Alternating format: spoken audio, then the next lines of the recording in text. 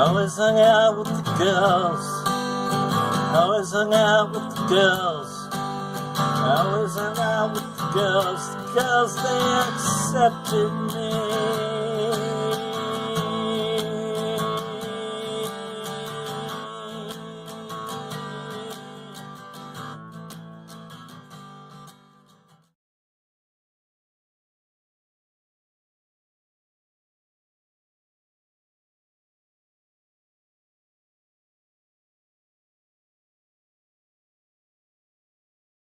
There we go.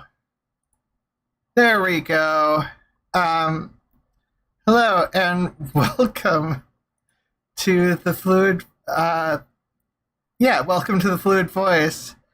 I'm Ozma In The Dark, utilizing she/they pronouns for the purposes of world domination, and wearing a Golden State Warriors t-shirt on the wonderful beach that I'm definitely at, not just a green screen.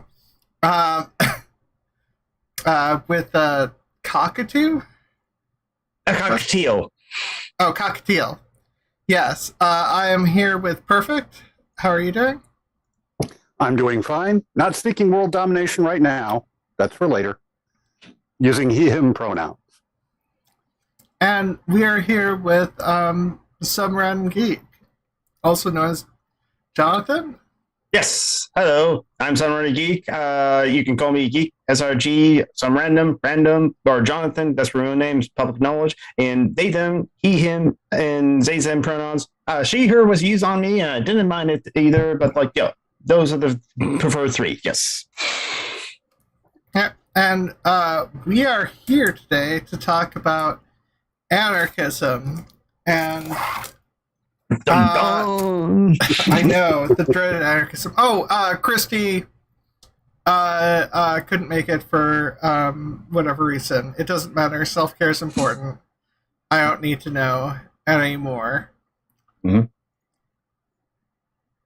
that's how, being a decent person works. Yes, yeah. But yes, anarchy. I'll start with you, Perfict. What are your thoughts and knowledge of anarchy? Well, of course, what I know of anarchy I learned from Jordan Peterson. Okay, this is important for me to know. So where's the starting point and what I'm of course joking, but of course, yes. I'm taking it from that point of view. How is it that anarchy could work? I mean, order is the only thing that produces anything. It's what the structure of society is. Okay. Can I answer that right now? Or Yep. Okay. So, like in my YouTube avatar right now, is the anarchist symbol is the A and the O as a word. So it stands for anarchy and order. All that anarchy means, you go to the root word of the Latin, anarch being none or no one or zero. And hey, Tabby, how are you doing? And anarchy to rule. So monarchy, one ruler, as it were, is anarchy is no ruler. It's not no rules or no order. It's just no rulers. It's more. Oh, there goes my video again. I think I'm gonna have to get a new webcam, as it were, because unfortunately my webcam is it doesn't like the binary being on or off. It is it is doesn't define themselves by two sort of things. And hello, groundhog, anarchist, which floats into the chat.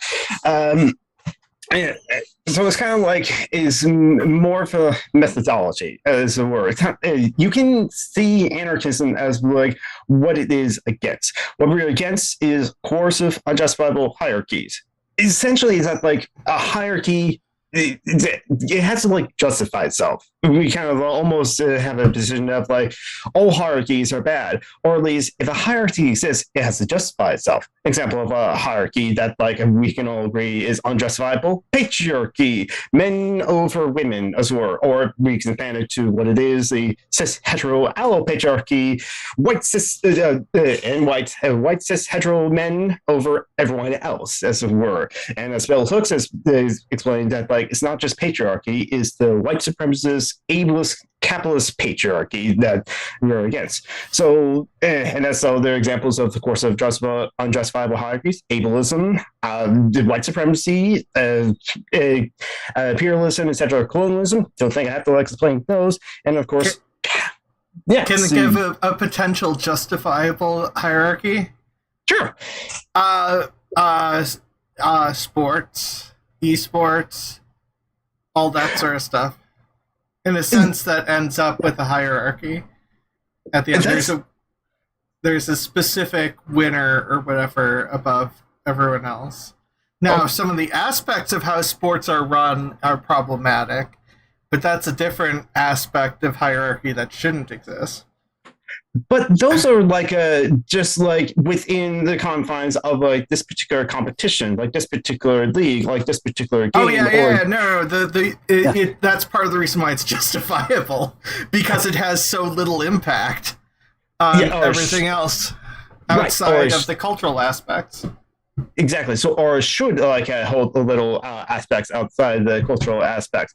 I think like David Graeber, may he rest in power, kind of like points out this is that there are times, or like the classic quote from Mikhail Bakunin, am I against all expertise? Perish thought. In the case of like the making boots, I will concede to the authority of the bootstrapper. Again, we're not against expertise, but just because someone does a better job of making boots doesn't mean they should have like power over me.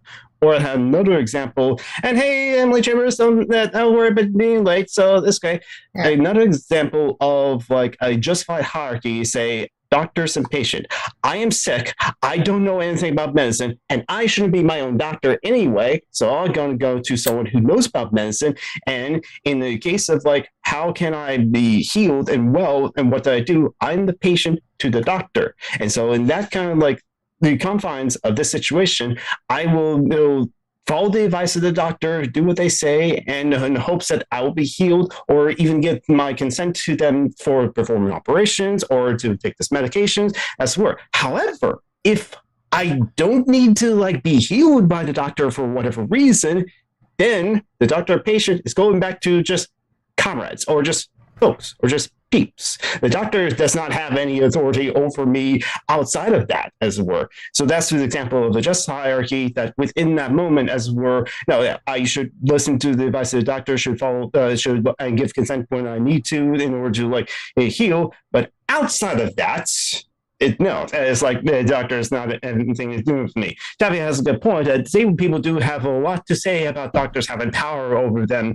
And though, yes, which is back to the ableism hierarchy, as it were, which is something that we examine our thing about. And yeah.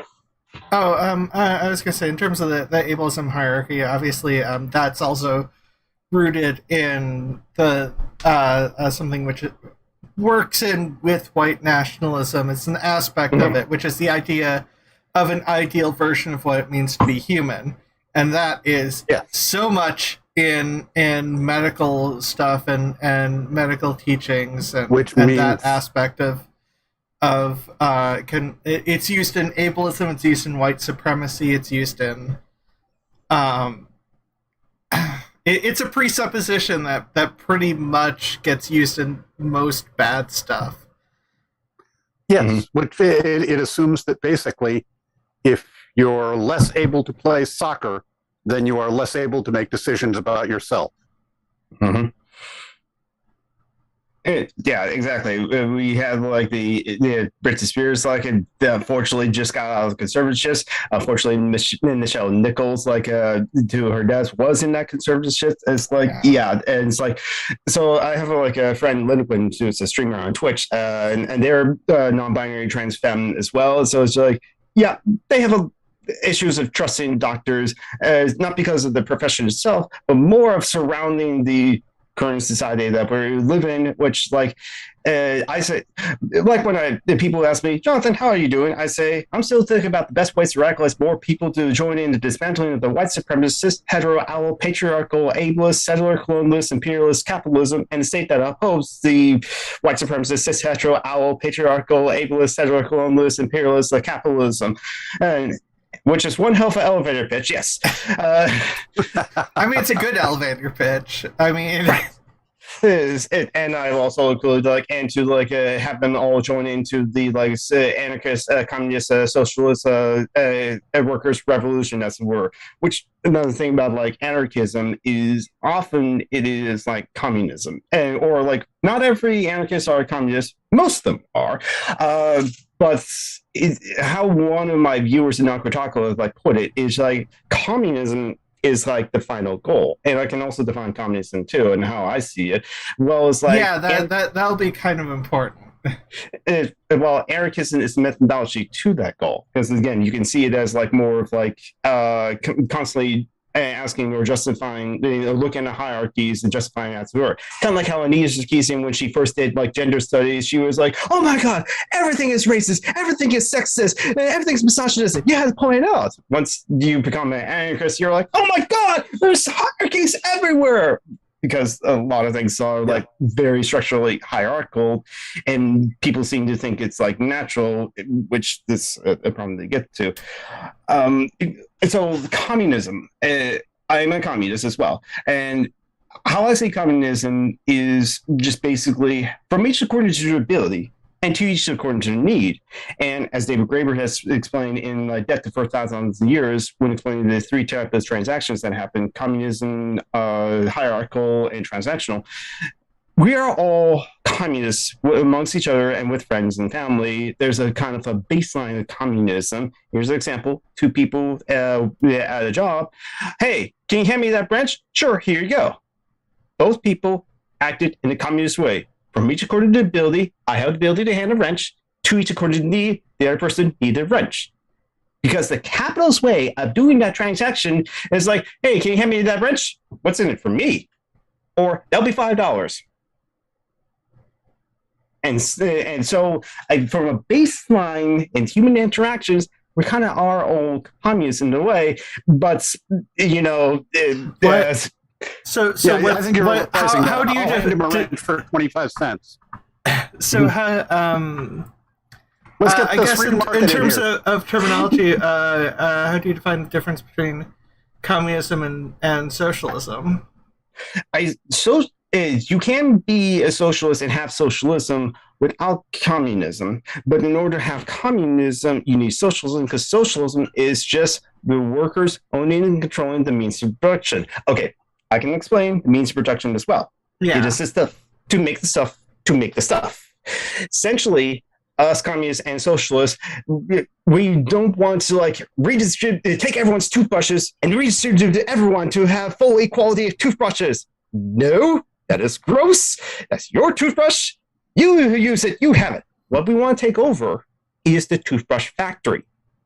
Have the workers decide amongst themselves of how many toothbrushes they need according to need. And if everyone has their toothbrushes and don't need any more toothbrushes, power down the factory. Yeah, I think a lot of things need to be dismantled a lot of social stuff needs to be dismantled in order to even get to that point, because a lot of the ableism, racism, and all that other stuff changes how people view what people's needs are. That's part of the reason why I tend to call myself a socialist more than anything else at the for now.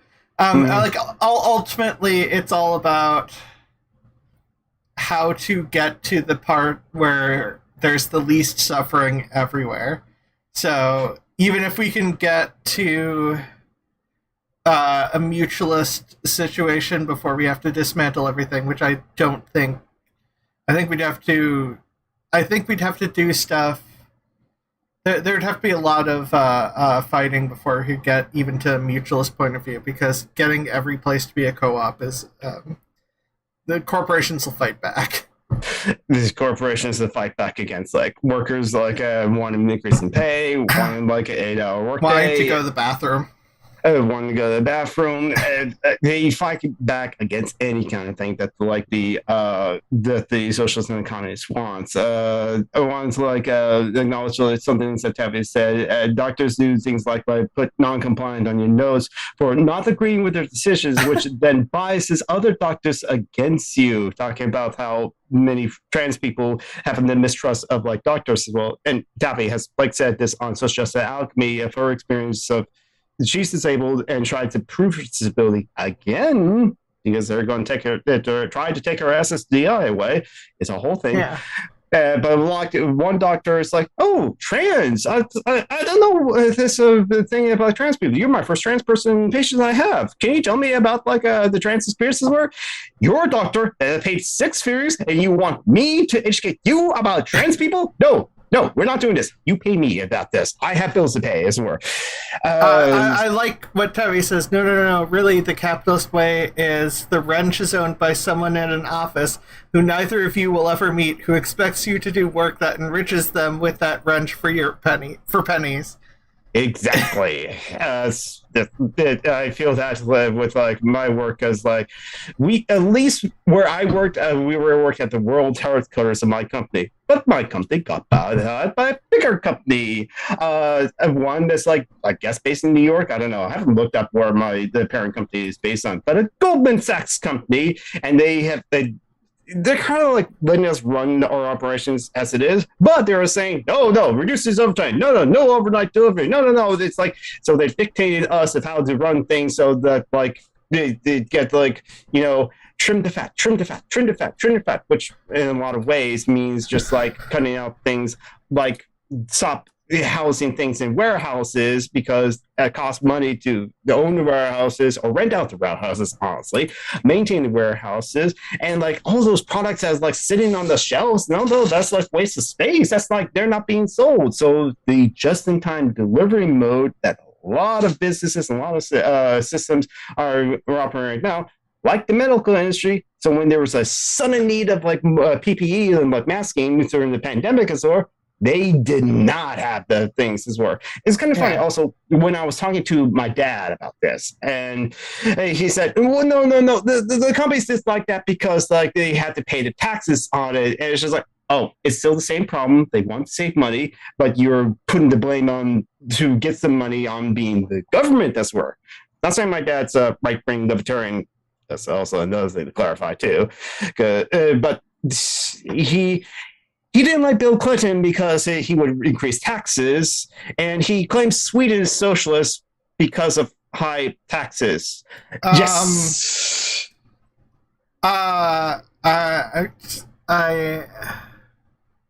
So many issues. First off, for one thing, the Democratic Party is basically center-right. So Bill Clinton was a Republican. Yes. Small governments. And stayed basically a Republican. There wasn't a lot of difference in terms of policies. He fought against gay people getting married. He did a bunch of horrible stuff, because most presidents have probably committed war crimes. But it's the position of power of being a president, especially if you're being a president of the United States of America. I call this country the imperialist corporation of white supremacy, since that's an accurate term of this country. It was founded to be a white supremacist project, as were because the founding fathers were all slave owners and wanted to keep owning slaves, part of the reason for the American Revolution, but also wanted to expand westward beyond the Appalachians to the west, south of the Ohio Valley, which they were before during the French and Indian War, but they couldn't because the British Crown actually had treaties with the indigenous people in those parts of the world. Oh, but if we're no longer British colonies, America has no such treaties. Not like they would have honored any of the treaties they made to indigenous people, like they didn't to like the majority of the indigenous people that they made treaties for. Oh yeah, they'll give treaties to Lakota people saying they can have the Black Hills. Oh wait, there's gold and there's Black Hills?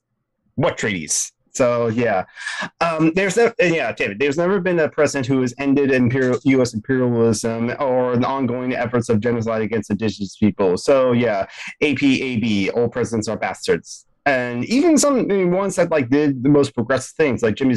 No, not Jimmy Stewart. That's someone else entirely. That's an actor. Jimmy Carter. That president. Yeah. He's committed a war crime and won a Nobel Peace Prize. I watch a channel which they did a bit for a while. There's like a mystery murder, and who was it? Like the first two clues are always the person won a Nobel Peace Prize and the person committed a war crime. Obviously, Kissinger was like the first one. Kissinger is the worst and still alive. But Kissinger has committed so many war crimes, so of course he won a Peace Prize. But it's happened way too much. It's got to be like 30 or 40 in the 100 years, or less than 100 years that they've been giving him out or whatever. But I mean, you can also say, was president, won a Nobel Peace Prize, and committed war crimes. And you go, okay, I still don't know who you mean exactly. That doesn't narrow down the list. Yeah, exactly. Yeah, I mean... maybe not every president won Nobel Peace Prize because it has been around for like. I think there's been like 3 or 4. I think it's Obama, Obama, Roosevelt, and Jimmy Carter. FDR or Teddy Roosevelt. That's the distinction. PR. Was it FDR? Whatever. One of them was like the first one. Mm-hmm. Oh, Teddy was first. Teddy Roosevelt. That's what I thought. Teddy Roosevelt. But yeah, if FDR has, then that too. Yes, I'm going. All 3 of them. Mm-hmm. You go. Yep, all 3 war crimes, Peace Prize, president. We've got a problem. Jimmy Carter committed the least war crimes. Okay, I mean that's arguable. I mean, no, except for the only one. No, sorry. I forgot. One of the presidents died in 3 days after. William Henry Henry said he's committed the least war crimes because he wasn't in a position of power as the president to do so. I don't know what he did before he was president, though. So we gotta look into that. But as president, as president, he just didn't do much. He just talked for a long time. He not only didn't commit war crimes, he didn't spread any venereal diseases. He had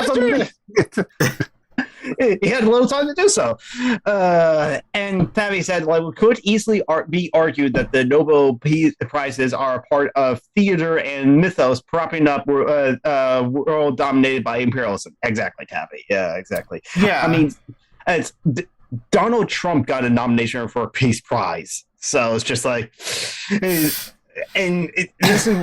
this is why I say, and I've had some conversations with other people, some that I thought were leftists, but apparently they're just some social democrats or the Democrat socialists, because they look to the Nordic model right now and they want to be like that, which is really, and I have friends in Sweden and Denmark, and they will tell you, okay, no, Sweden and Denmark are not as great as Americans think they are because neoliberalism has spread to those parts of the world. Sadly, yes, we are to blame that, and Britain to some extent.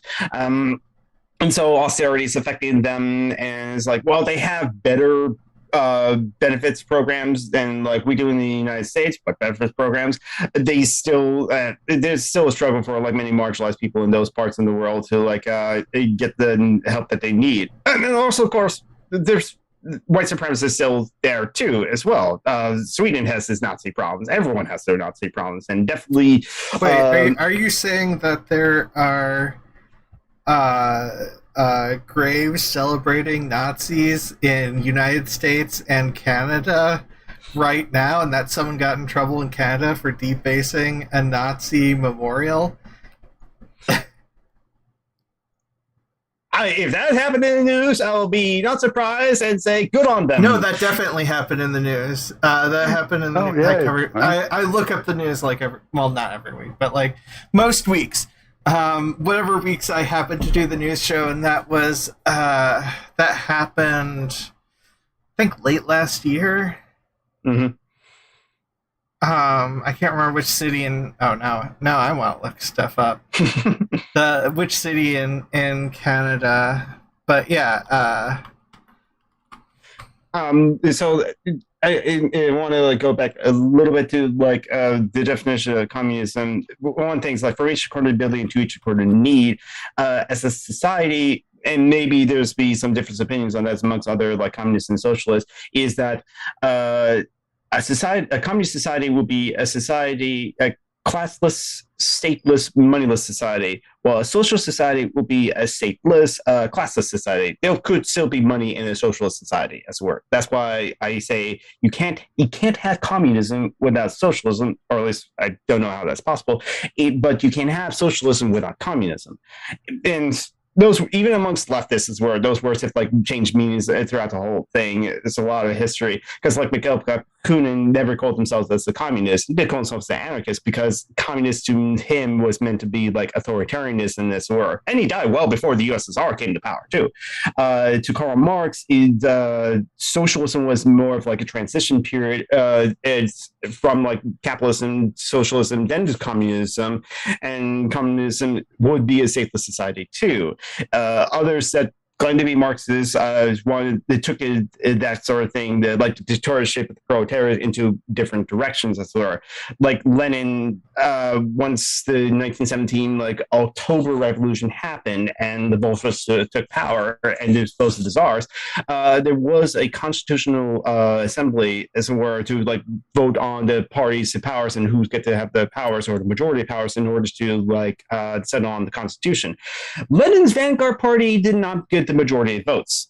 And Lenin didn't like that, so he dismantled the Constitutional Assembly completely and just had his Vanguard Party be like in power for the USSR and to run things as were, and just wrote State and Revolution as like a retcon to like say, hey, it's a good idea to have states and revolution, as it were. At least according to Rudolf Rocker in his essay Marx and Anarchism that I read on my stream, and I should post that video on my YouTube channel too. Yeah, that's he said, reiterating what I said earlier, it's still a lot of white supremacy in Scandinavia, not much different from the USA. Also, participation in imperialism and colonialism that harms colonized regions. Yeah, exactly. Which is why it's like, no, I understand why people want the kind of like a much better welfare state from the Scandinavian countries, and America wants to institute that, but that's social democracy. And my problem with that, social democracy, is that that's more of like, it's still capitalism, still the private ownership control of the means of production, which is how that's separate from like socialism, because it's like private owning class that owns the means of production. Again, stuff to make stuff, like the infrastructure, like the coal mines, like the lumber yards, and all on the basis of private property, which is this land is mine. I own this land. Not so much like I declare this land mine, or I place the flag of this land in the name of Spain or something like that, but more or less like, because this land is mine, you can't put a tent here, which was the whole point of like it wasn't Manifest Destiny, it was Discovery Doctrine, as were the bully pulpit from the Catholic Church, which also got used as arguments in the USA courts to justify their occupation of like the land that we're on in Turtle Island.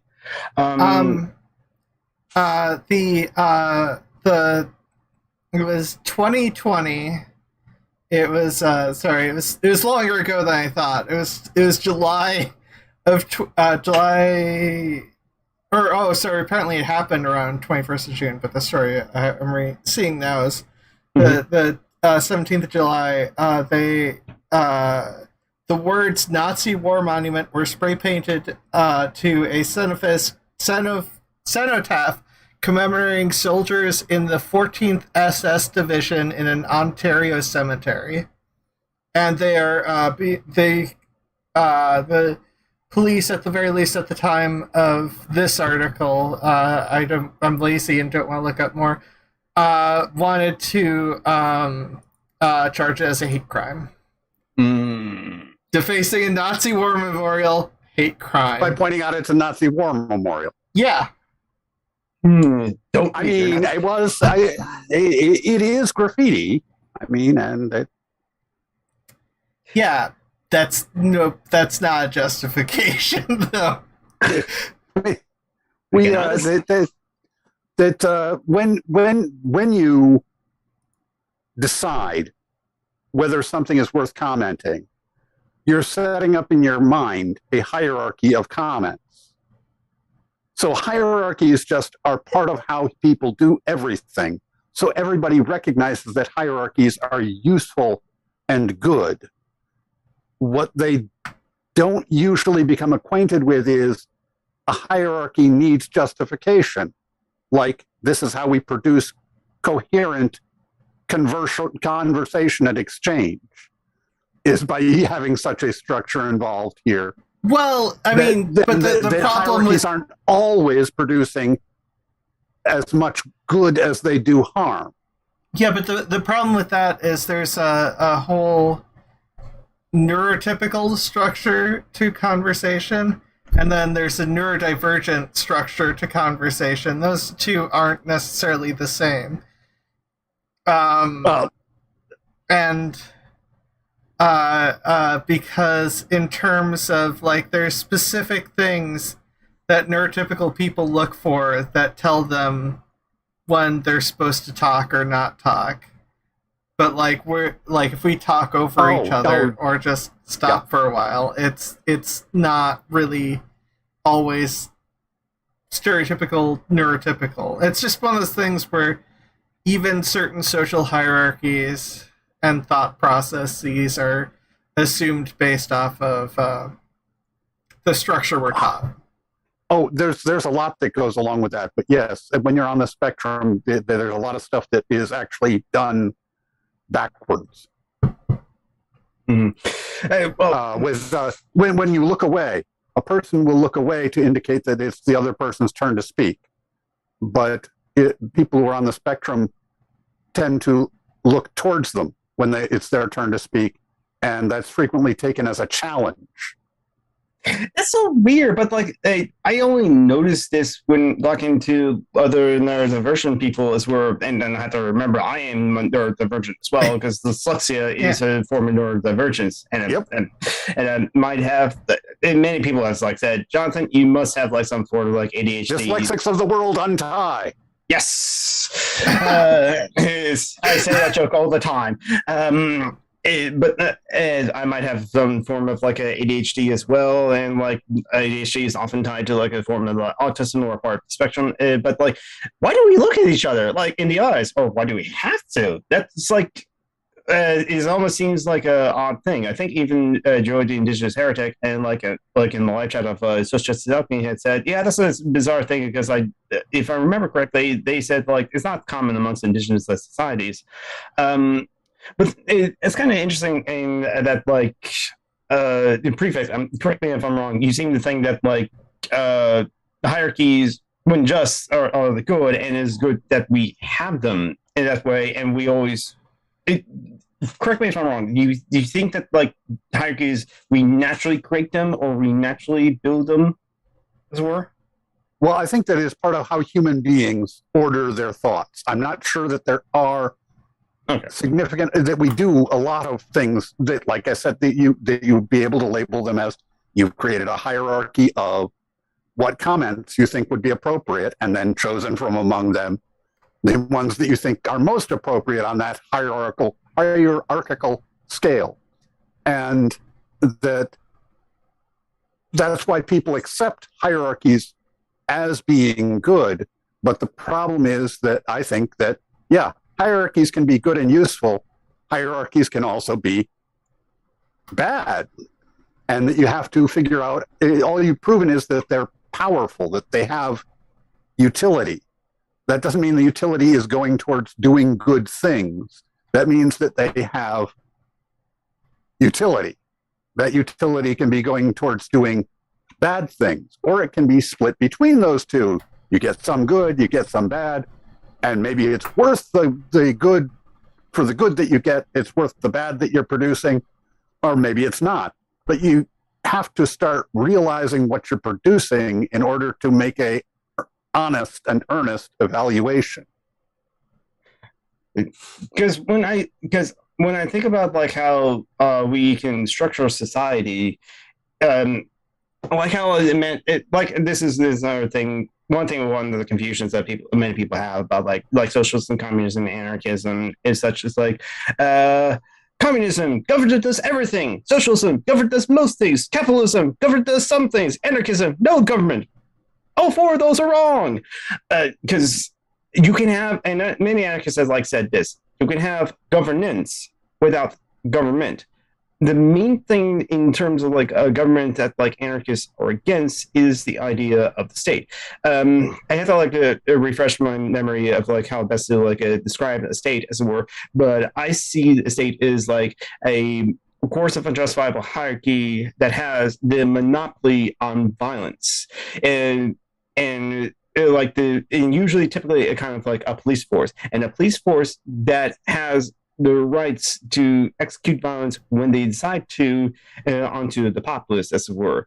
And this can go really further. And honestly, in the book, The Dawn of Everything by David Ringo and David Graeber, they actually like you cover a lot of things about what goes into our modern states and our how the modern states have functions as were, and how the justification for the states and the existence of like police as were is for the people as it were. So instead of the king is now the people. Again, the people, just like a concept that's up there. And but like I think like also in Dawn of Everything, they kind of like examined and looked at like many different like indigenous societies as it were, where they had the freedom to refuse orders. Think about this. Are we truly free? We know in the capitalist sense, it's rare for us to be free because we honestly need the permission papers of like cash or money. You know, if we want to really do the thing, go to like Hawaii for like a day or two or a week, or go to Egypt as it were. We need permission papers of money in order to do that. Be able to own a home, be able to have this, be able to have food. We need permission papers to do that. And people think it's fair that they're divvy up evenly based on worth. You're able to work. But then is like, well, okay, but can we opt out of this, as it were? And is in order to get the necessities of life, we really can't. And also, if like the state decides something, as it were, like abortions being illegal, can we really actually say no to that or refuse to follow their orders? I honestly think that like no, we can't. However, in the different times of the year, indigenous societies, they could. And so that's the interesting thing to think about as we try to imagine like a brighter future or a different future without like hierarchies or without unjust hierarchies. Well, yeah, and I think the easiest way. I love Billy Bragg's International. I can't help it. Freedom is merely privilege extended, unless enjoyed by one and all. Is like. Mm-hmm. My favorite bit from that, because it's true, and I know other people have said it really well. Martin Luther King has the quote that the other quote that I use. These Justice are quotes is that I use on my show. Justice is indivisible. Yes. Injustice anywhere is a threat to justice everywhere. Yes. Yes. And it's just very applicable to everything in society. Rich people have a lot of privileges that poor people do not. They can buy houses cheaper. They can commit crimes that a lot more easily with little to no punishment because they can just pay their way out. Well, a lot of how like our judicial system is structured with like bail bonds and that sort of thing. That like if you can't pay the way out of it as a word, then you're going to be punished just for being poor. And if you can't pay the bail bonds and other or court fees and all this other stuff, then you're going to be even punished more severely for that. And there was like a Market Watch like article that my friend Jonah Rapsla shared a long time ago.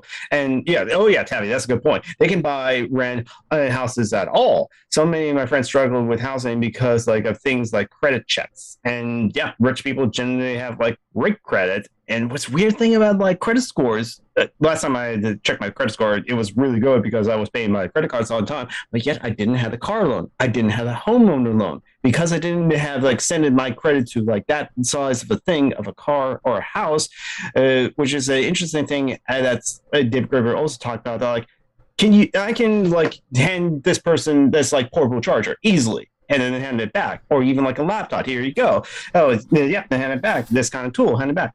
Can I do that with a car? I mean, if the license, the agreement's in there, okay, but how about another thing? What about the organization having a car? That's the thing that, like, David Graeber and his, the group he was, the group he was with, Direct Action Network of New York, which is out this been abandoned, but he wrote about this in his book, Direct Action Anarchy, is because a car is a big enough thing that they have created laws and regulations of like, you need these car tabs, you need these things, you need this license, you need this registration, you need all these things. They can then track on that. And so they also has forced us to have it that like only one person has to have their name on the lease for this car, so they know this person has on this car. So for a collective like the Direct Action Network of New York, can there be a Dan car for everyone and anyone to freely use, as long as like they have the keys to be able to do it, or a copy of the key to do it?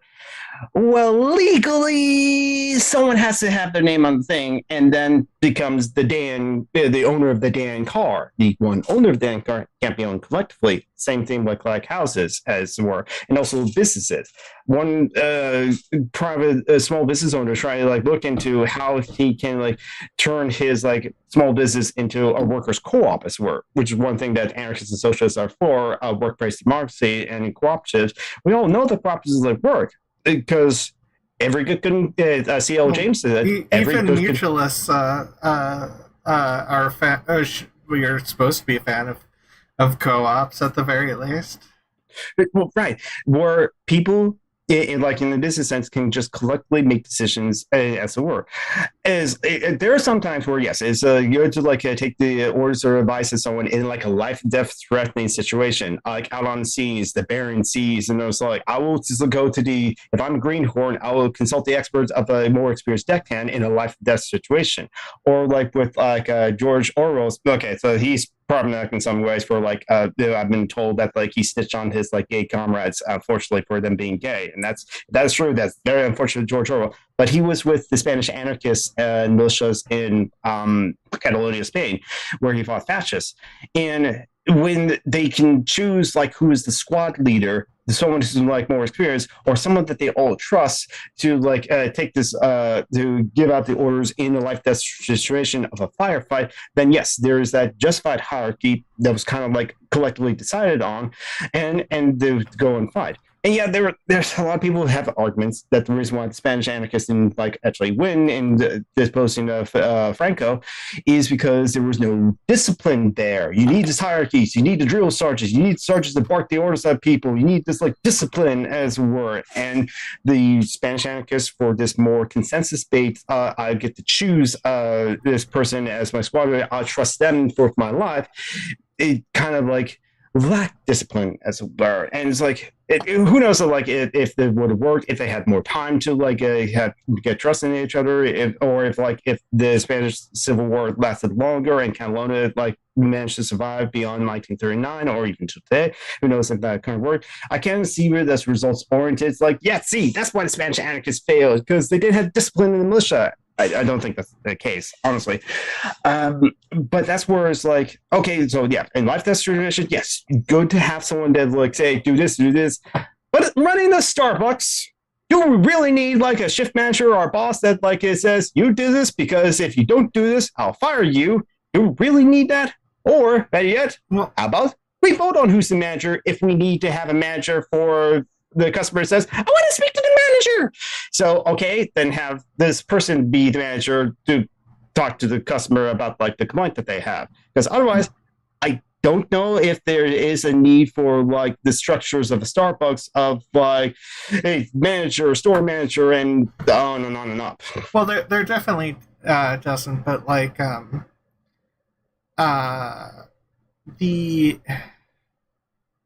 in terms of things, so what if a co-op owned a car, would it be limited to the people in the co-op in terms of usage?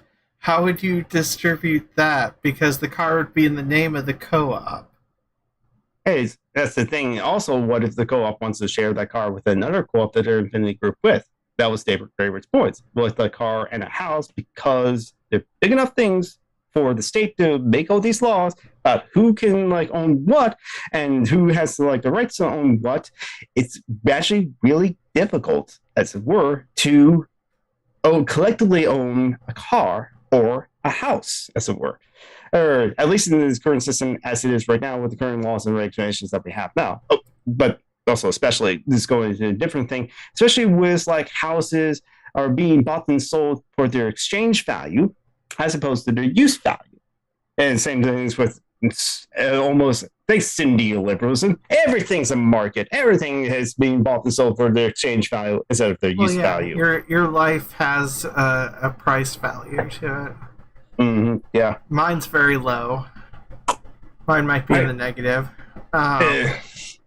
If we're talking about society, or if we're talking about neoliberal society, mine might be in the negative because I pay for, like, I'm poor, so the government pays for, like, because of Minnesota law, I can get the government to pay for transitioning or whatever, and I get help from my mom. It's complicated, but like the point is, in a liberal sense, in terms of the philosophical liberal sense, in terms of, you know, what individuals can do, like your value as an individual is based off of what you can do, which is a terrible system and a terrible philosophy, and incredibly problematic. But like it's I am less than worthless by that philosophical standard.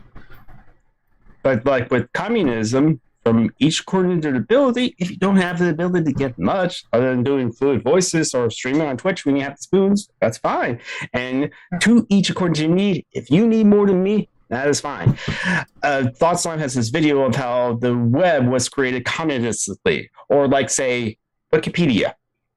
You can just edit as many like articles as you want. Yeah, it can be like some articles that like have edited interestingly. Check the links for those sort of things, and yeah, it's like okay, so this Transformers page has more links and citations than World War II page.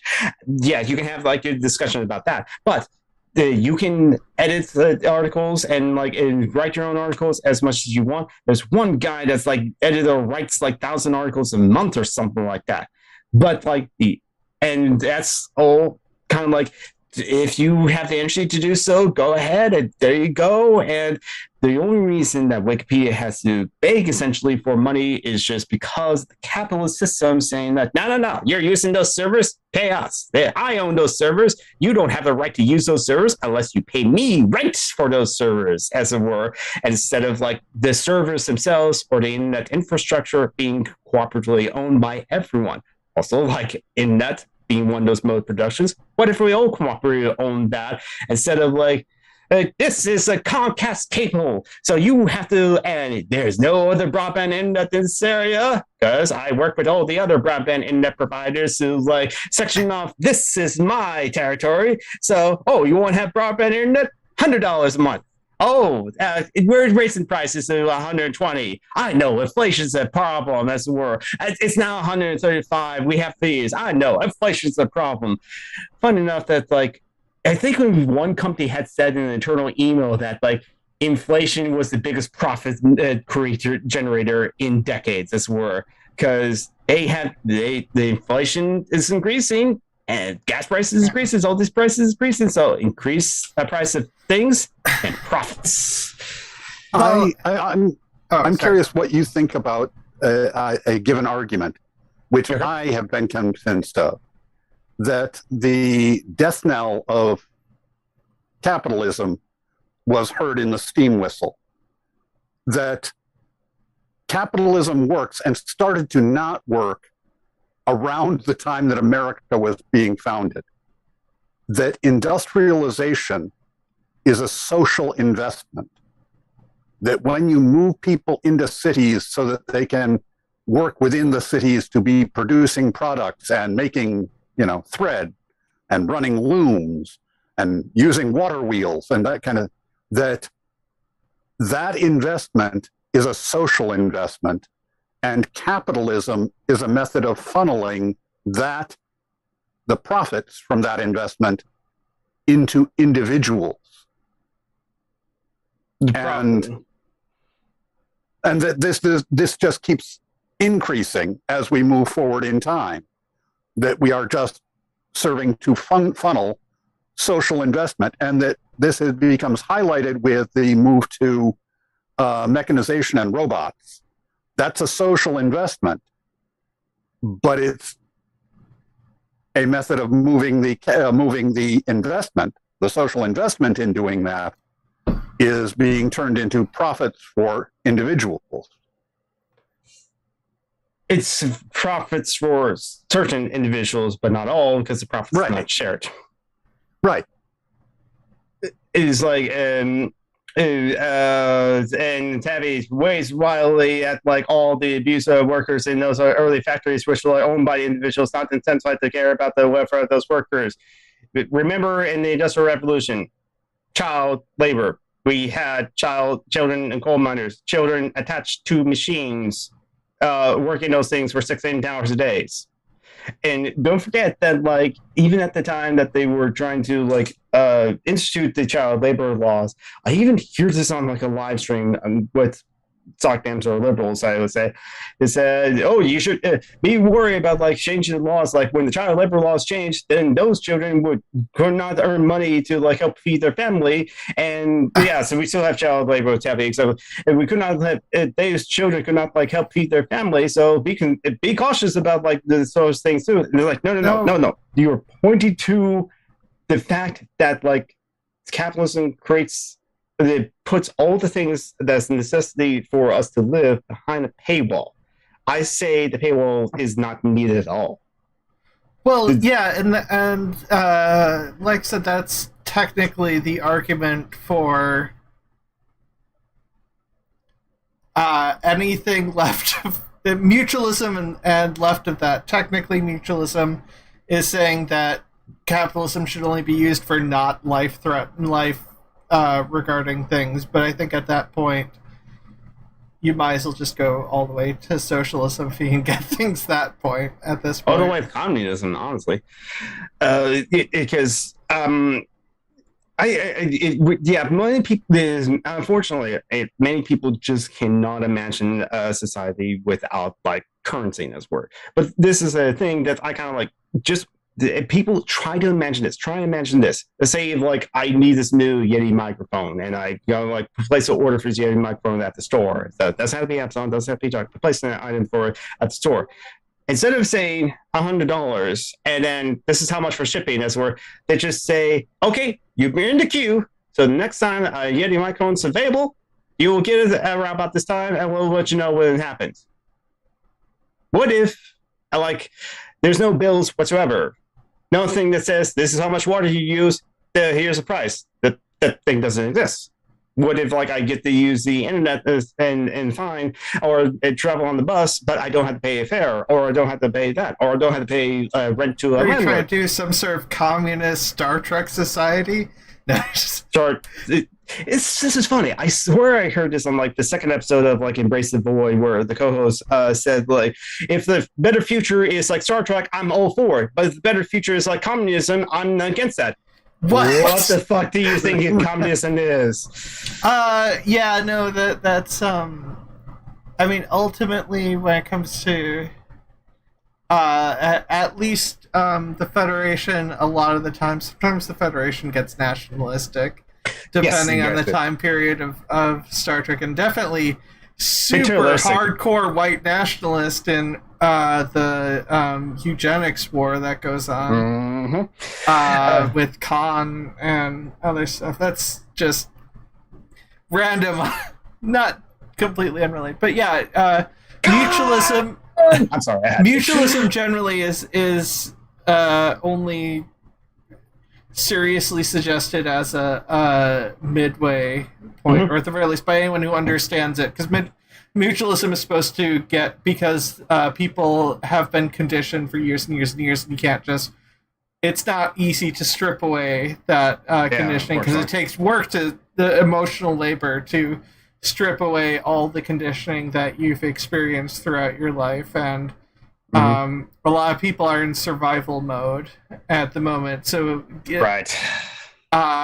so people, and there's not going to be a good fix to get people out of survival mode, so things need to be changed to something that sounds appealing. Unfortunately, yes. And so so like, and which is why I'm also of an anarcho-syndicalist, which is another kind of like a transition period, but also a technique of like radically unionizing all workplaces. And that's the thing also, which is the kind of question. If I had $1 billion, I would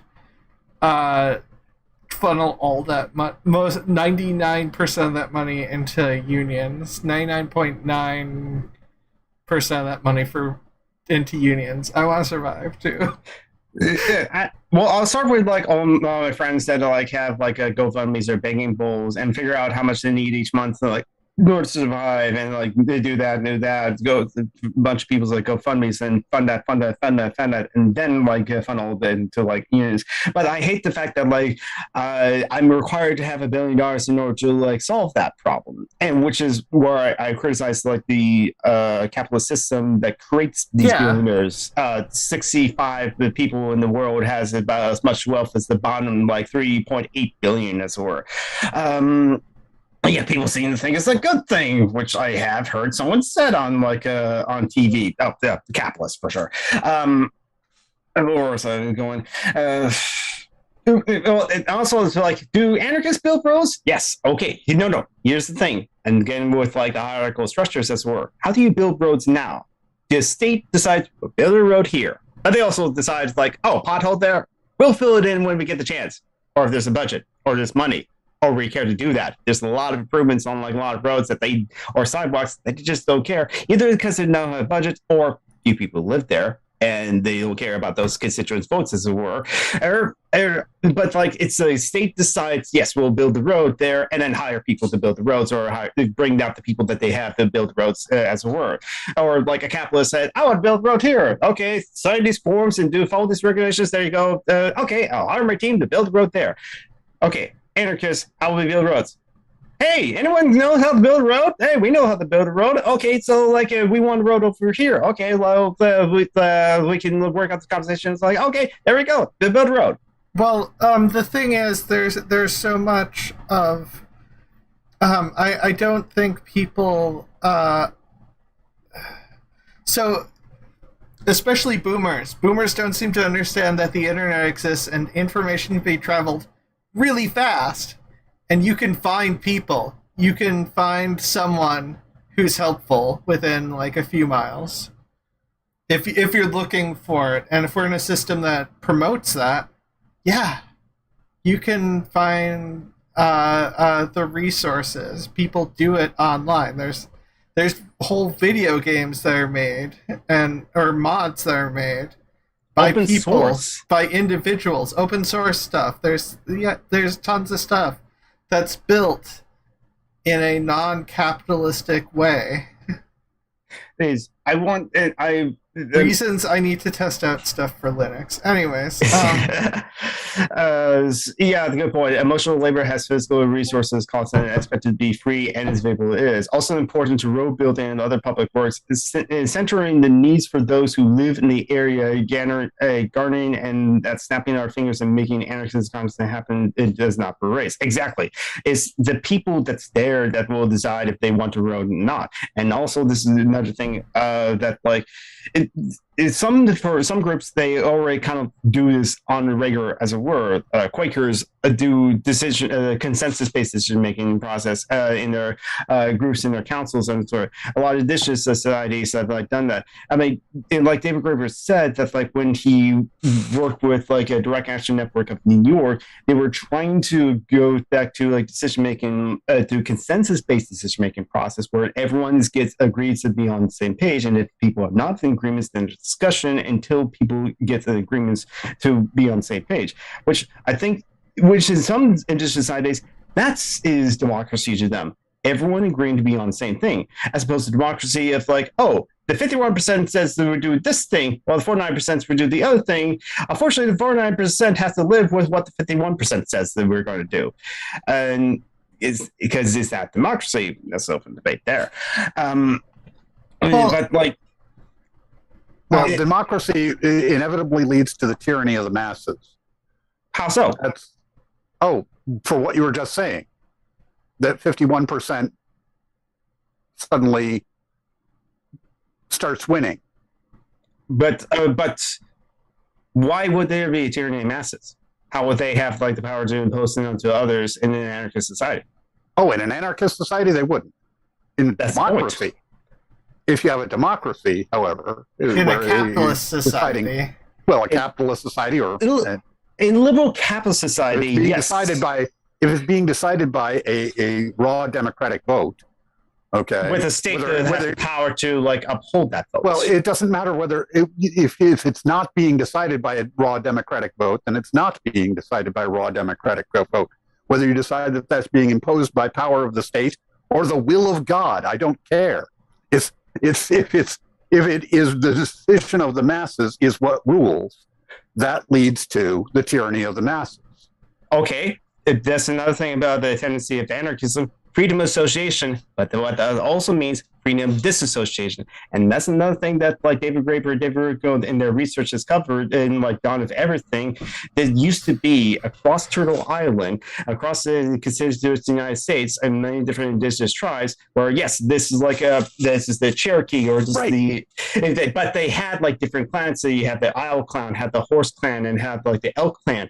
But if you decided you had freedom movement there, because when you move from wherever you were in like what is now South Carolina and move up to like what is now Virginia, you can go to the Elk Clan there, and also they welcome you in, and you then can like be fed and be a house as well. They'll accept you in because they expect that as well when they travel down to like the South for whatever reason, and that's the freedom of disassociation as well. And that's where it's like I don't see how like this is why I don't agree that like with democratic society as well. And again, the consensus decision making process where we make sure that everyone's on the same page. I don't see how the tyranny of masses will be. That's avoided with for instance, democratically elected representative republic. That was part of what was introduced, and that was taken from the indigenous people of America. But the idea of the democratically elected was taken from the Greeks, and the idea of representative republic was taken from the indigenous people, and the concept, which is that if you are forced to compromise with people who disagree with you, you're more likely to come up with the right solution than if you're just are a good person trying to come up with the right solution all on your own.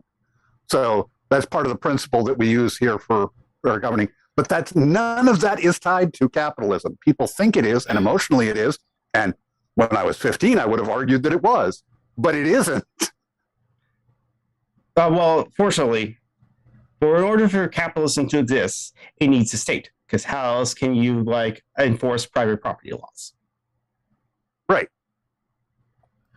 So I want to abolish the state as well, because this is also a discourse amongst like socialists and communists where it's a 180-year argument.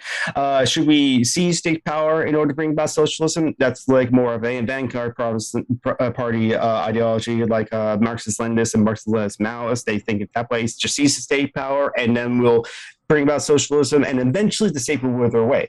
Anarchists and other libertarian socialists do not agree with that. They think that, like, no, the state would be a hindrance to us to give rid of capitalism, and I agree, because even if you somehow get rid of capitalism, but still have a state, especially in the experiences of people under the USSR after the Bolshevik Revolution, was the bourgeoisie just became the state, and then there's still the same problems of the class system as it were, where instead it is the state that is doing it and being bourgeoisie and owning and controlling the means of production, as opposed to the bourgeoisie and the capitalists. And so that's where you become like the USSR, for example, and in China, become bureaucratic state capitalism as opposed to corporate backed private ownership capitalism. Yes. I was going to say something about something entirely different. Now I've lost my train of thought. Curses. Well, then I'm going to step in with my standard commentary that capitalism has to be tempered with socialism, otherwise it becomes poisonous. And it is, and that's just generally accepted. And I think that it's similar with communism. That communism has to be tempered with socialism.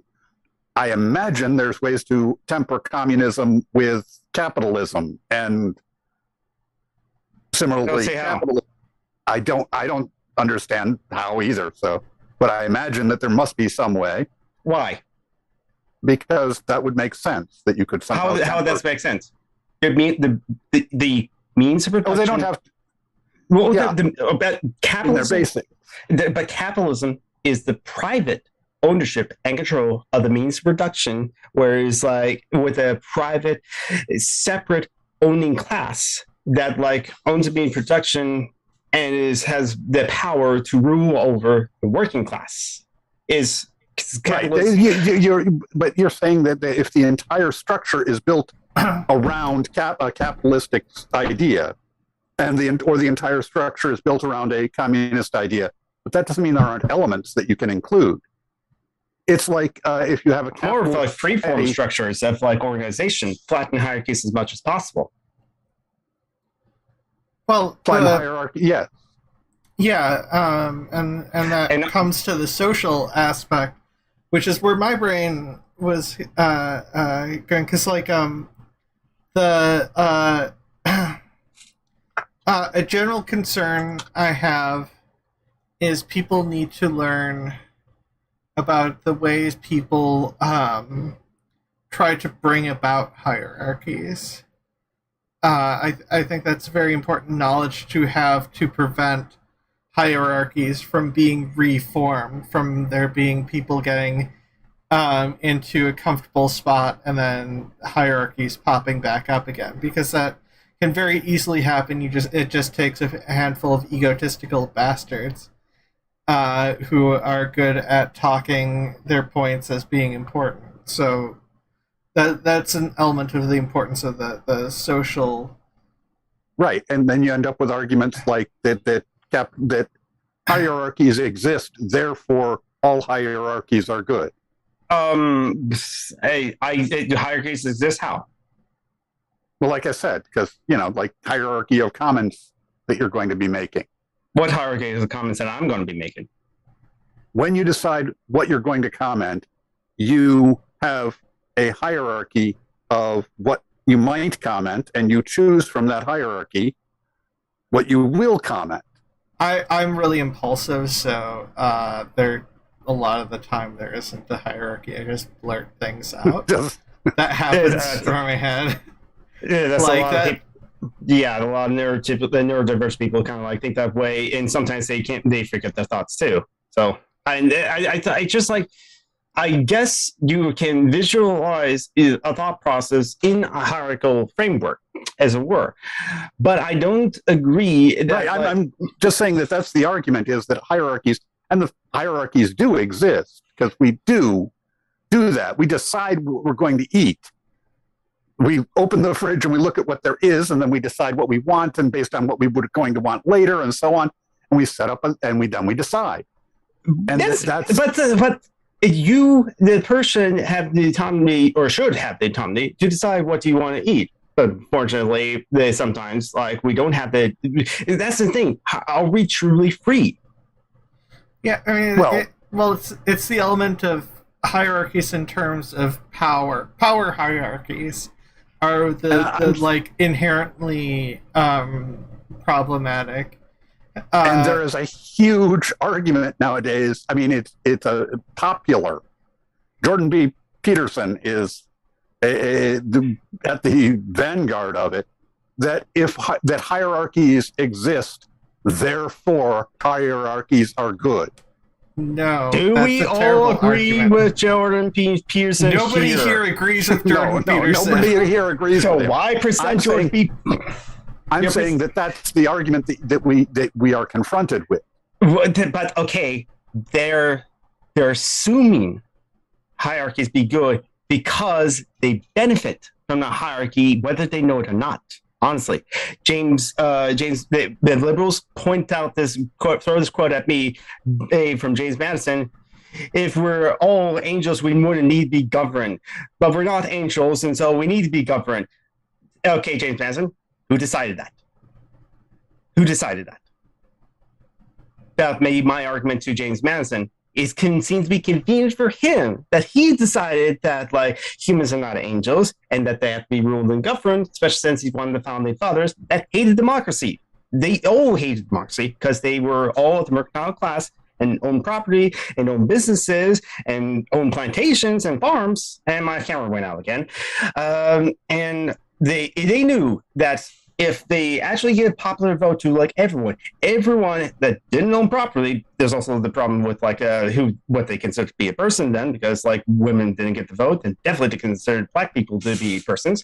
And so, but just amongst all the white people, all the white men, if they gave everyone them the vote, they would know that all the men, the majority of which did not have property, would be able to have power to vote to redistribute property. So they left the vote. They decided who gets to vote was only white men with property. So, I mean, they kind of considered black people to be people. They considered them to be three-fifths of a person. Sorry, I had to say that. I know, yes, exactly. And Tavi's also correct that that's completely relevant to the concept of hierarchy as individuals or groups having powers over other individuals and groups. Same words, completely different concept. There's a hierarchy of thought in people's brains, but my concern is the hierarchy of powers that control our lives. Well, and that's the thing also about representative democracy. Yeah, they're democratically elected, but who can represent me? Anarcho-syndicalist communists. Anna Smith, my congressman, definitely doesn't. And no, not the Anna Smith that wrote The Wealth of Nations. No, he's actually my congressman, who says he's pro-Israel, 70% of the Congress, and pro-American imperialism, which is not surprising with the Democratic Party, and also says that Juan Guaido is the legitimate leader of Venezuela as opposed to democratically elected leader Maduro. So I say only I can represent myself, not one person representing however many thousands of people. Well, so that's why I'm more for Yeah, well, I mean, my problem with Tavi's comment, I wanted to, since you just brought it up, I want to nick in on. That's a good comment. That's a good thing to be pointing out about the argument that I was bringing up. That we're presented with this argument. How do we address it?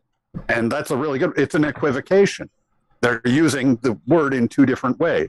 When you go to groups having power over other individuals or groups, that's a different meaning for hierarchy. Really, that's a different concept than a hierarchy of which foods am I going to eat. And then there's the problem of they're making a hasty generalization, and when they're saying that the hierarchies exist, therefore hierarchies are good.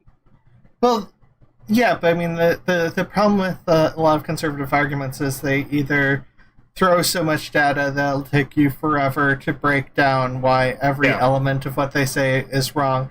And oftentimes they're very emotions-based argument. This feels right, so it is right. And the thing is, unless the general populace can learn more of the thing, just stopping to think, essentially, and piecing together like motives of, or like, why would someone do that? And if it's unrealistic, it probably isn't real or isn't facts. I can't think of the words. Cognitive something. Cognitive dissonance? No. But whatever. Cognitive bias. No. Maybe it's not cognitive something. Well, here's analysis. It's some sort, maybe some sort of analysis. I don't know. There's a process where if you stop to think, your brain actually can more easily process to determine whether or not critical thinking. Critical thinking, yes. Actual critical thinking, not critical thinking as it's used in common terms. I mean, that's part of the problem with some things. I like to clarify certain things like that, or if I mention something triggered me, I mean something was an actual emotional trigger, which was actually causing me problems, not the general synonym of upset. A better word for a synonym is like, I'm just so upset right now, is like tilted as a word. Tilted me. I use tilted mostly just for video games. True. I get tilted sometimes in League of Legends. I get tilted when I used to play poker. Yeah. Well, yeah. So, okay, I understand, Perfict, you're just presenting an argument that conservatives have, but I think also what's the problem with like many conservatives and even liberals is one thing is like the entire indoctrination that they grew up with from birth to like adulthood, thanks to the K-12 educational system and the neoliberalist capitalist society that's very pro-capitalism. Red Scare. Oh, the USSR, they killed my camera went out. The USSR took out my camera, or they killed 100 million people as well. So communists bad. You don't want that, as well as the communism is the government does everything, and socialism the government does more things, as we're associating with like government control authoritarianism to be communist and socialism, which again, there's libertarian socialism, which is what I am. Anarchists are libertarian socialists. And yes, it's funny, my friend Luciano, who's French, it was like when we went online to like Facebook, oh, you're a libertarian, great, that's awesome, I'm a libertarian socialist too. And they go on about like driver's license and the government taxes, and it's like, how you're a libertarian. It was a culture shock to her to find American libertarians, as she calls libertarians, right-wing libertarians. They just want liberty for private property and businesses because they think the government regulation is tyranny and taxes are tyranny. Well, it's like libertarian socialists wants liberty for everyone, and we think that like the state, not necessarily governance, the state is an oppressive course of unjustifiable hierarchy, especially since it props up capitalism. But my problem with like I said, with like a democratic, which is why if like we need kind of like, and how else is it? It's just, okay, try to imagine our government system that's work. But instead, not the federal government or like Washington, D.C. controls, have power over all the other counties, states, and like local governments. No, well, currently the Supreme Court is trying to, but yeah. Well, yes, exactly. And I have my issues with the Supreme Court as it is, because again, with a lot of different things about the U.S. government system is where they were set up by the rich white men who own slaves. They wanted to like still maintain power, so they set up a system as it is for them to continue to maintain power. The checks and balances of like Supreme Court with lifetime appointees that they appoint, and as well as the Senate that's not proportional, as opposed to the House of Representatives that is, and the Republicans, I don't call them Republicans, I call them Republicans, and they're fascists, that the control of, they know how to game the system, as it were, so that they can use it to their powers, like appointing so many judges that are conservative and agree to their ideology, so that anything that legislation is passed by Democrats, when they actually happen to do so, the conservative capitalist party that they are, that they can block it with the courts or denounce it, as it were. So they game the system. Yeah, exactly. The Republicans are the U.S. fascist party playing sensible. Well, the conservative party is the Democrats, because we don't have a left-wing party. No, we just do not. I mean, we do, but it has no power. Bernie Sanders. Bernie Sanders is a democratic socialist, essentially. Yeah, he does say he's a Democrat socialist, but I think he is more of a social democrat. Well, he at least says that the billionaires should not exist, as well. I just don't know what he thinks about capitalism as a whole. It's definitely in favor of workers' unions and co-ops and all this other things. And again, it's just okay, if the best I can get is social democracy, sure, because if I can get the UBI, the Medicare for all, or universal basic or unconditional basic services for everyone, where my friend Joanna Robbins doesn't have to beg online every month to pay rent or something. Yeah. I mean, universal basic income. You definitely have to also include increase the. I mean, Medicare for all that sort of stuff. You need people's needs need to be covered, and food and. Mm-hmm. Water and shelter, there's a hierarchy of needs that need to be covered, and prostitution can be legal, which will get the love need. Full service sex works, absolutely. Just get all the psychological needs covered, but and chances. The problem is there'd be so much fighting against that by the people in charge, not the general populace, but the people in charge, because the people in charge are old white men. Because they're in power and they're used to having positions of power, institutional powers, as it were. And any time that there's anything that challenges that, they feel threatened by that. The sense of when you've been benefited by the systems of inequality, acts of equality or people trying to progress to bring equality feels like oppression to you. The white Christian man is the most oppressive minority in the United States of America, as it were, and all these other things. And the TERFs talking about how everyone who's trans is every trans woman is oppressing cis women somehow. That's not the words TERFs would use, but yeah, it's. Or how and I agree. Tommy will say that Bernie Sanders, as well as the Squad AOC, would improve many things for many, but I don't believe Bernie Sanders would dismantle the U.S. imperial system. Which great question of how to dismantle it. Because it's tentacles is in all parts of the world, 100 bases in 190 countries, honestly, and increasing. Medicare will be a step, but Medicare is a denials penalty. Yeah, exactly. Which is why Medicare is just medical insurance for all. But I want the single payer healthcare system would be better as well as hospitals should not be for profit.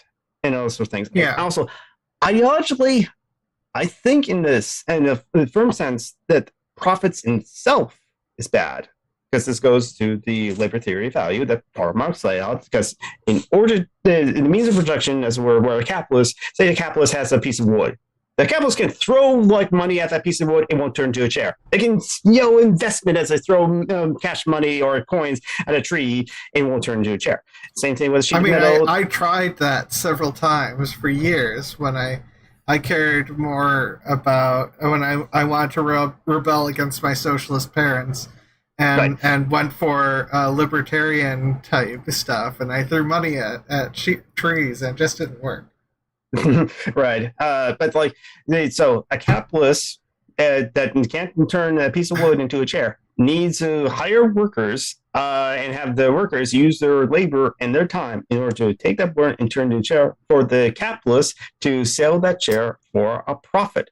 In order for that capitalist to sell that chair for a profit somewhere in the production means of production, he has to like undercut something. The only sure way to gain profits is to undercut the labor costs. So he doesn't pay the laborers exactly what their value is for their time and their labor. No, he pays the wages, which can never, ever, ever, ever, ever mathematically equal to the value of their time and their labor. So in order for the workers to get the full amount of their value of their time and labor, need socialism. Give her the capitalists and like not have like any bosses that like or capitalists who be only controlling means of production. Socialists will take the wood if they want to and turn it into chair if they want to and sell it or give it to someone if they want to, as it were. If there's like if you want to start up, there'd be a lot more restaurants.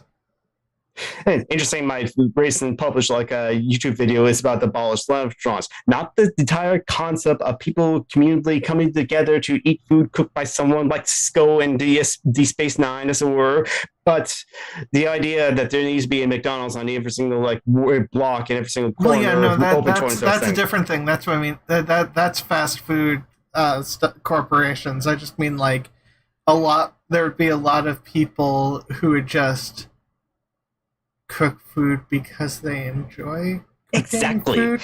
Because a lot of people enjoy cooking food, and I do not enjoy having to deal with that stuff. So I would very much, and like people act and I can help clean the dishes afterwards. Like, well, I could bring my own dish.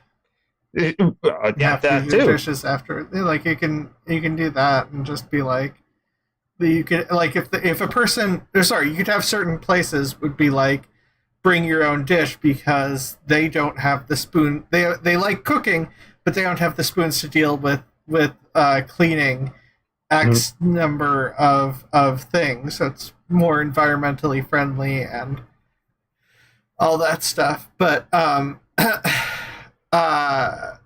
neither Bernie nor AOC understand or have a good record on disability. That surprised me. But we are slowly approaching the end of the show.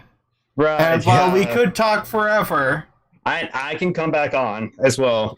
Oh, we will have you on again eventually. There's some guests that we need to get on. Look, I'm still a mess, so. Yes, I mean, speaking of mess, look at my room. I'm not showing my room. I'm on the beach. I don't know what you're talking about. I just have this nice bag of beach garbage that I have from cleaning the beach that I'm at. But Ozma, you're going to be taking next week off? Yes. I am going to be taking next week off, both from YouTube streaming here on my channel and Twitch streaming, because I should just go all in with taking a week off. Otherwise, I'll require more breaks, and there's stuff. There are forms I need to fill out. There's a lot of personal stuff that I need to do. But that being said, Some Random Geek, where can people find you, and is there anything you're working on? I'm SomeRandomG Geek on YouTube, and I finally uploaded another video as SomeRandomG Geek on Twitch. I should get back to Twitch streaming, just like either me gaming of like Stardew Valley or whatever I want to feel like playing, like Fortnite. But I have occasionally do political streams, but not the kind of streams that you're thinking of, like the talking head, the cis-type white male that's yelling at you about why you're wrong about socialism, or the panels with like 9 different cis people and 1 trans person talk about trans issues, or 9 different white people and 1 black person talk about Pan-Africanism, or the debate bro scenes. I usually, when I do political streams, I will read something that I find find interesting and read it out loud while commenting on it. And those VODs of my political VODs go up on my YouTube channel currently, as were like the recent video I just published, Abolish Restaurants. A very interesting scene, basically kind of like using the Marxist analysis of capitalism, but at the service industry. And yeah, along with like abolish work and anti-work sort of thing. So yeah, so Summer Geek on Twitch. I will get back to Twitching soon. Summer Geek on YouTube. Summer Geek on Twitter, where I post vents or rants or like other mentionless things. But also I am on Social Justice Alchemy, which was, we had earlier today our Patreon show, which ended with a really dark joke that I didn't expect that we were going to end with. It happens every Sunday, just a bunch of anarchists, leftists and communists, and like just sit around. It's honestly just like a place where we just like hang out, shoot shit, have some fun. Emily Chambers is regularly there in the live chat. Taffy Wolf is regularly on. I showed up once, and I'm fine with showing up in a couple weeks. Okay, cool. Next week I'm taking off. Right, exactly. And yeah, so that's where you can find me. And John Brockman coined me as the Scarlet Pimpernel of the left because you can see me everywhere. So there, I'm everywhere. Okay, perfect. Where can people find you? People can find me here or on the Discord, the Rumpus Room, or the Fluid Voice Discord. And ping me and I will show up. Yeah, and actually pinging me in, I'll show up. I usually get I pay more attention to those two Discords. I'll figure out. I've got other stuff I need to deal with those, just in general, to make people have more of a reason to go to the Discord. That's a whole nother issue. But like, you can find me here. You can find me on my YouTube channel, Ozma In The Dark, which tomorrow I will be doing reaction to an annoying thing that has a lot of ableism, and I can tell it has a lot of ableism because I watched like the first couple minutes of it, and it was very cringe. It's